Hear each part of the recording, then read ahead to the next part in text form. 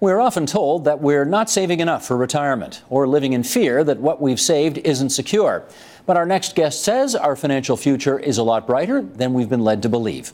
Joining us for more from the nation's capital, here's Ian Lee, Professor of Strategic Management and International Business at Carleton University's Sprott School of Business. And Professor Lee, it's good to have you back on our airwaves here. How are you tonight? I am fine, Steve, and it's my reciprocal pleasure. Thanks for saying so. Let's start with an article that you co-authored for the Macdonald-Laurier Institute not too long ago called The Two Pension Crises, Reality versus Illusion. We've been told on this program, and of course others as well, that we are in deep, deep trouble as it relates to our pension futures in this country right now. Is that your sense of it as well? Not exactly. I mean, part of that is true. In fact, in this article where we analyze the pension systems in Canada, we really broke out the employer pension plans, which does not cover all Canadians. It covers about 40% of Canadians, versus the overall pension system, which is really 3 levels. And so people are saying, the critics are saying, we're not saving enough. We are really addressing the larger pension system, which has 3 components. The first level is old age pension and guaranteed income supplement. Second level is Canada Pension Plan. And then the third are the employer as well as private savings such as RSPs. So what we were arguing is there are problems in the employer, or the third level. There are problems there because of many of these defined benefit pension plans being underwater. But when we step back and look at the totality of assets and liabilities of Canadians in aggregate, we do not have a pension savings crisis, is what we argued using Statistics Canada empirical data. That's what you've argued. How many people agree with that assessment? We're probably amongst the pension experts in Canada, we're probably a minority. I should point out that my co-author, Chancellor Professor Vijay Jog, is a full professor in the Sprott School.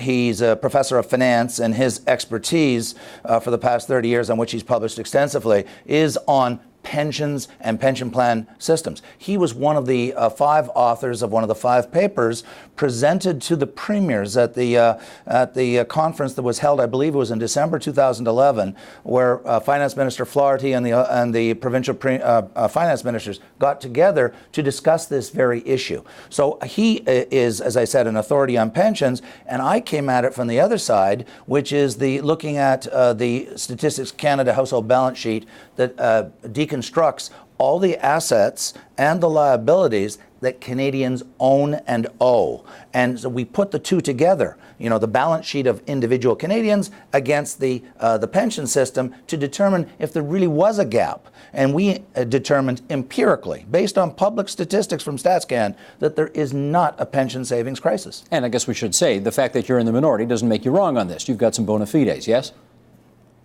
Well, we've certainly got, I think we've got StatsCan data on our side, too. Okay. Let's go on and look at, to the extent that anybody is in peril, if I can use that dramatic term here, what demographic groups in our society would you say are of concern right now?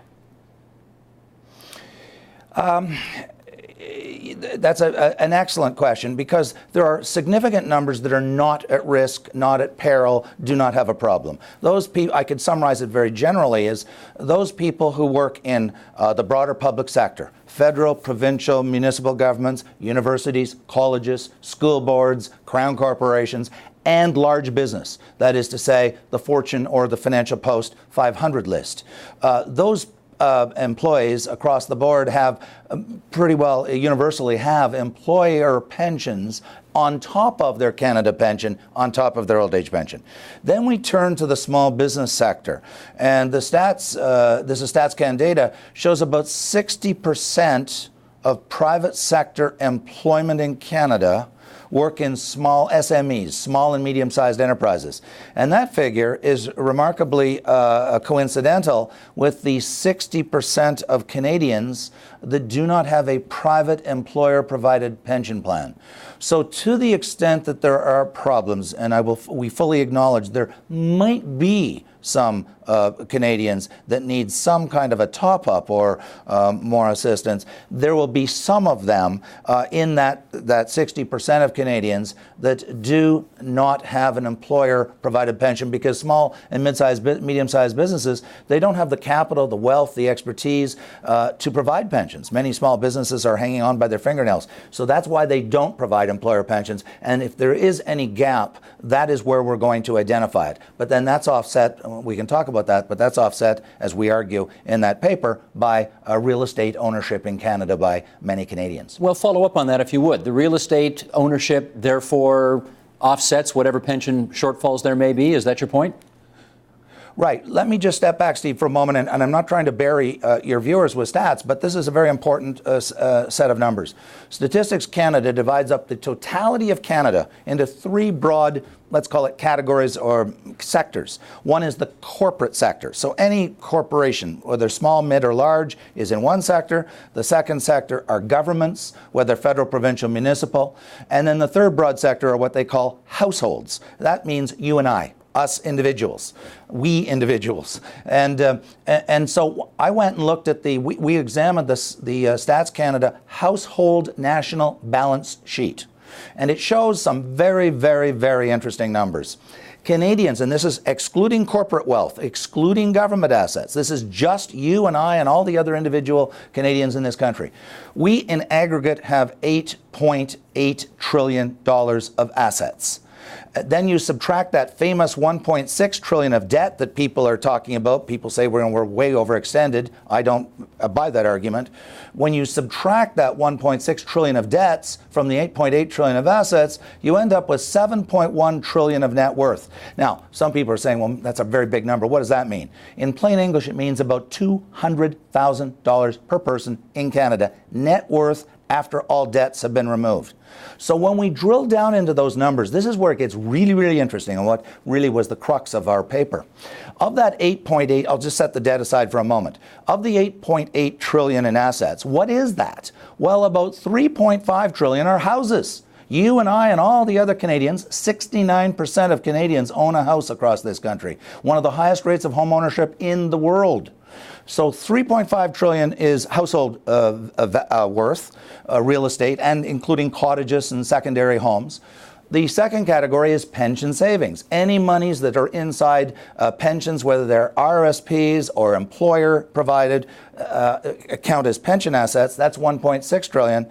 And then another 3.8 trillion held by you and I and everybody else in this country are cash, Canada savings bonds, GICs in a bank, mutual funds, that sort of thing. So we have a lot of assets. And many and some people could say, oh yeah, but the rich people own a lot of those assets. Well, that may be true for some forms of wealth, but not for household. 69% of Canadians own their own home.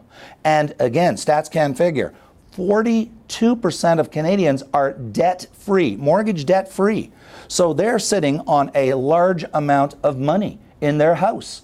And in fact, when you look at who are the Canadians who are debt-free, no surprise, it's mostly the average age is 62 because we pay off our houses over our lifetime. And so we wake up, fortunately, many of us in our 60s and find that we're sitting on a house that's worth $500,000 or $600,000 or $700,000 and we have no mortgage on it. And when we sell it to downsize, we get that money tax-free. It's the only asset in Canada that is tax-free. All right. So you can see where I'm going with this, or where we're going. What we're really saying is, on paper, if you only look at the 1.6 trillion in pension savings, these pension critics are saying, oh my goodness, 1.6 trillion, 35 million Canadians, not enough. Well, that's only because they have adopted homeownership myopia and asset myopia. That is, they're ignoring the other plus $7 trillion of assets that you and I and other Canadians own and hold on our account. If that's true, I have no reason to dispute what you're saying, but if that's true, why does there seem to be, I think it's fair to say, a bit of a groundswell of support out there for the Canadian Labour Congress and some elements of the Ontario government which have an idea that we need to improve the pension situation, and the way to do that is to encourage more contribution from the employer and the employee to bump up the Canada Pension Plan benefits. What do you say to that? Well, we are clearly rejecting that approach because we think it's a blunderbuss or shotgun approach. In people, when I've spoken to some people privately, pension authorities, they will admit privately that there's maybe 15% of Canadians that don't have enough of a pension, don't have an adequate pension income when they retire. That means that 85% of Canadians are well pensioned. That is to say, they have adequate and will have robust pensions when they retire. So what these critics are arguing is using what we call the shotgun or the blunderbuss approach. Let's whack everybody in Canada through the CPP. Canada Pension Plan is a universal social program or a universal social pension program. That is to say, you can't opt out of Canada Pension. It is deducted at source against whether you like it or not, and I'm not condemning or criticizing CPP, but the point is it's compulsory. And so 85% of us in the CPP don't need additional top-ups. So what they want to do is hit everybody across the economy, all working Canadians, whether they need more help or not, to address the needs of perhaps 15% that have a pension. You know, like the little old boy, the little boy that dragged the elderly lady across the road to help her, even though she didn't want any help. We want to impose this assistance on all Canadians when most of us do not have a problem. Can I go back to those numbers again? And because this ties into the the debate about the top and the bottom and inequality, social inequality in Canada. Sure. The bottom, because some people have argued to me, well, okay, that's true about 69% of Canadians, but not everybody owns a house. That means that 31% do not own a house, and that's absolutely true. The people in the bottom quintile, which means the bottom fifth of income in Canada, probably mostly do not own a home. However, as Professor Kevin Milligan has shown at UBC, those people actually experience an income increase when they go into retirement because their collective incomes from CPP, old age pension, and guaranteed income supplement exceed what they were making when they were working, because they tend to be minimum wage people working typically in small business. So they're not part of your 15%? They're not part of your 15% then? We are arguing, and certainly Kevin Milligan, I think, is suggesting they're not. That 15% is mostly in the second bottom quintile. That is to say, not the bottom fifth, but the second bottom fifth, if you will. But some of those people are homeowners. Okay, and so again, we are not suggesting that there is no need whatsoever. But then when you turn to the poverty statistics to look for corroboration of the pension critics who say we have a problem, and the OECD has studied pensions across the OECD, and they have discovered that Canada has one of the lowest levels of elder poverty in the world. It's 5%. In fact, the late Jack Layton in the 2011 election focused on that because he was advocating, if I recall accurately, topping up the GIS to target that 5% below the poverty line in Canada who are elders. We have very, very low elder poverty.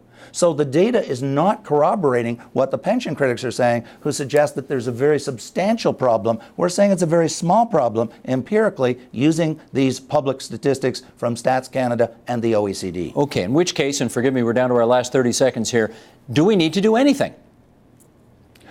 We're not advocating winding down old age pension or CPP. It's working very well.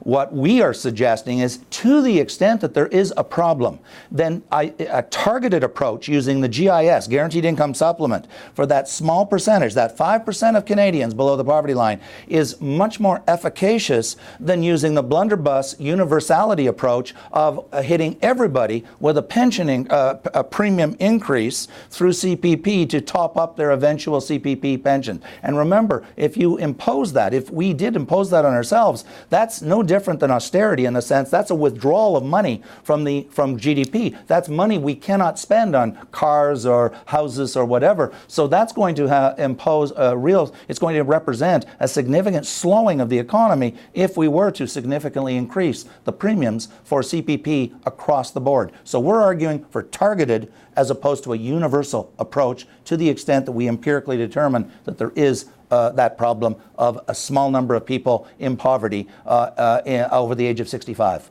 Understood. Ian Lee, it's good of you to come on TVO tonight and tell us all about this. Thanks so much. My pleasure, Steve. Thanks very much. Support Ontario's public television. Donate at tvo.org.